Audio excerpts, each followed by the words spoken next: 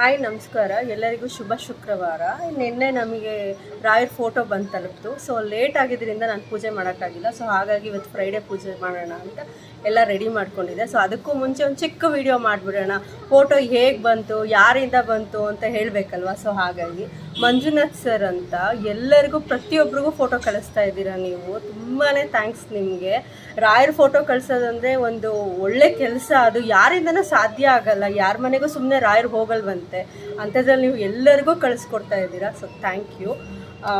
ನಾನು ಮಂತ್ರಾಲಯಕ್ಕೆ ಹೋಗಿನೇ ರಾಯರ್ ಫೋಟೋ ತಂದು ಪೂಜೆ ಮಾಡಬೇಕು ಅನ್ನೋ ಆಸೆ ಇತ್ತು. ಸೊ ಫಸ್ಟೇ ಬಂದಿದ್ದಾರೆ ಮನೆಗೆ. ತುಂಬ ಖುಷಿ ಆಗ್ತಾ ಇದೆ ಸರ್ ನನಗೆ. ರಾಯರು ನಿಮಗೆ ಆಯುಷ್ಯ, ಆರೋಗ್ಯ, ಸಮೃದ್ಧಿ, ನೆಮ್ಮದಿ ಎಲ್ಲ ಕೊಡಲಿ ಅಂತ ಕೇಳ್ಕೊತೀನಿ. ಒಂದೊಳ್ಳೆ ಕೆಲಸ ಮಾಡ್ತಾ ಇದ್ದೀರಾ.